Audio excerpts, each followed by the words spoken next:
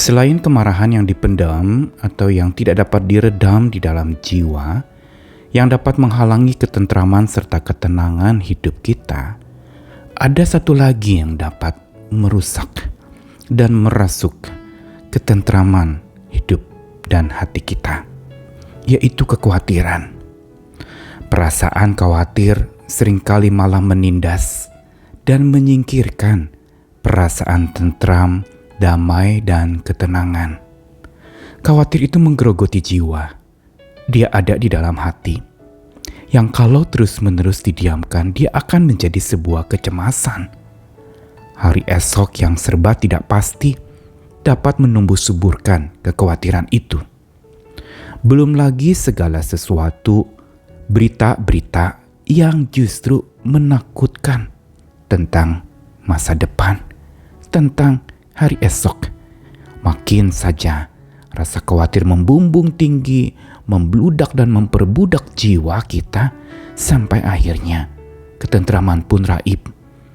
Tentram hilang, tidak ada lagi yang tinggal di dalam hati. Dia tersita oleh rasa khawatir itu, seolah disandera oleh perasaan kecemasan itu. Dan satu yang dapat mengatasinya, kita perlu memahami serta mengalami pemeliharaan Tuhan atas hidup kita, sehingga segala macam kekhawatiran atas apapun juga, terhadap apapun juga, itu dapat disingkirkan. Karena pemeliharaan Tuhan itulah yang menenteramkan jiwa kita. Saya Nikolas Kurniawan kembali menemani di dalam Sabda Tuhan Menyapa hari ini dari Matius 6 ayat 26 sampai 27, dilanjutkan dengan ayat yang ke-34. Pandanglah burung-burung di langit yang tidak menabur dan tidak menuai dan tidak mengumpulkan bekal dalam lumbung, namun diberi makan oleh Bapakmu yang di sorga. Bukankah kamu jauh melebihi burung-burung itu? Siapakah di antara kamu yang karena kekhawatirannya dapat menambahkan sehasta saja pada jalan hidupnya? Lalu ayat 34. Sebab itu janganlah kamu khawatir akan hari esok, karena hari besok mempunyai kesusahannya sendiri. Kesusahan sehari cukuplah untuk sehari. Kekhawatiran menindas dan merampas rasa tentram. Tidak ada orang yang khawatir lalu tetap menjadi tentram, atau yang mengatakan dirinya tentram tapi masih dipenuhi oleh rasa khawatir. Karena keduanya bertentangan. Saat khawatir menjajah, maka akhirnya ketentraman, ketenangan itu pun hijrah, pindah entah kemana, hilang lenyap, dimakan oleh rasa khawatir itu. Inilah yang Yesus lihat di dalam diri orang-orang pada masa di mana dia melayani. Di dalam Matius pasal 6 yang merupakan bagian khotbah di atas bukit, hal kekhawatiran dikupas panjang lebar dan dalam oleh Tuhan Yesus. Mengapa demikian? Karena ada begitu banyak orang-orang yang pada waktu itu khawatir akan hari esoknya. Mereka hidup memang pas-pasan, sulit di dalam penghidupan. Makanan yang sebenarnya mereka butuhkan itu ada di bawah dari nilai kecukupan. Sehingga mereka kerap khawatir, tak habis-habisnya khawatir, dan akhirnya membuat mereka menjadi makin tidak percaya dan mulai mengesampingkan Tuhan, tidak lagi mencari Tuhan Sang Pencipta langit dan bumi yang maha kaya itu. Tetapi mata mereka lebih mencari kekayaan di dunia ini yang mereka pikir dapat mengatasi segala macam kekhawatiran hidup mereka. Karenanya Matius 6 ayat 26 diawali dengan sebuah perkataan, pandanglah burung-burung di langit. Tuhan ingin mengubah cara pandang orang pada waktu itu dalam melihat hidupnya. Ketika melihat sekitar, sekeliling, kanan, kiri, depan, belakang, semua serba sulit dan penuh dengan tantangan, bahkan kesusahan yang menumbuhkan kekhawatiran, Tuhan ajak untuk pandang burung-burung di langit. Tuhan ajak mereka memandang ke atas, bukan meminta mereka mengabaikan pergumulan di bawah atau di bumi. Tetapi pandang burung-burung di langit, untuk melihat bahwa pemeliharaan Tuhan itu sungguh mengatasi bumi dan langit. Bagaimana Tuhan memelihara justru burung-burung di langit yang tidak menabur, tidak menuai, tidak kumpulkan bekal dalam lumbung, tapi dicukupkan oleh Bapa di surga, diberi makan.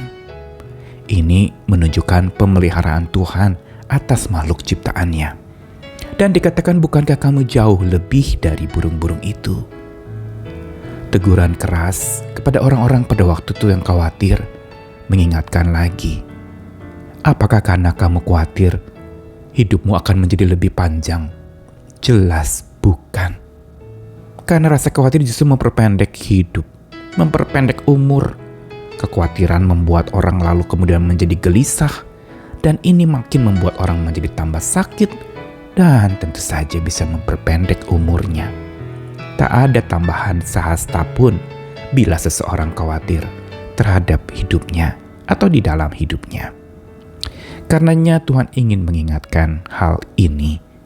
Khawatir dapat merampas ketentraman kita, tapi kita dapat hempaskan rasa khawatir itu dengan cara apa?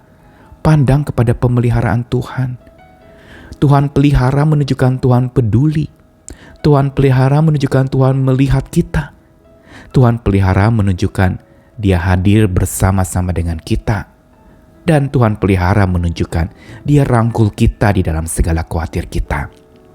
Karenanya dikatakan Matius 6 ayat 34, jangan khawatir akan hari esok. Karena hari esok punya kesusahan sendiri, kesusahan sehari cukuplah untuk sehari.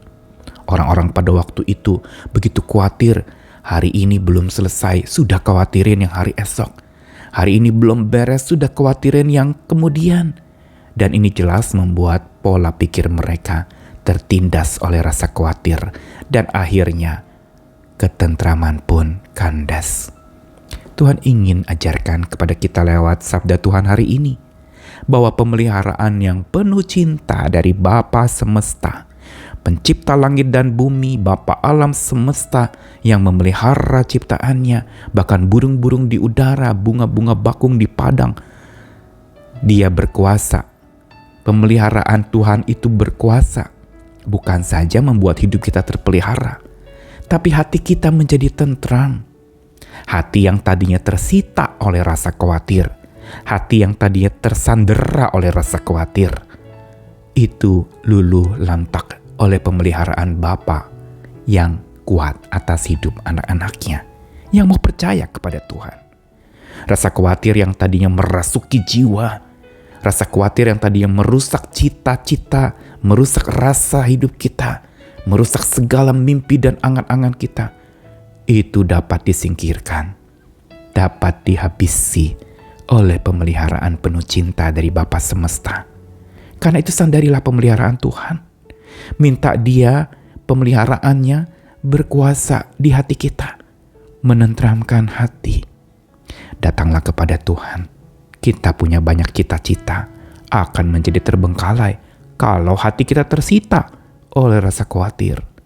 Tapi biarlah kita berikan hati kita dipenuhi oleh Sang Maha Cinta yang selalu hadir, menyertai dan menguatkan. Ayo yang khawatir, serahkan semua khawatirmu kepadanya, maka Ia akan memelihara kamu. Tanpa kita serahkan khawatir kita, bagaimana mungkin Tuhan bisa pelihara kita? Ayo berserah lagi, agar tentram memerintah lagi di dalam hatimu. Damai sejahtera bagimu, dan selamat mengikuti pemeliharaan Tuhan di dalam hidupmu. Amin.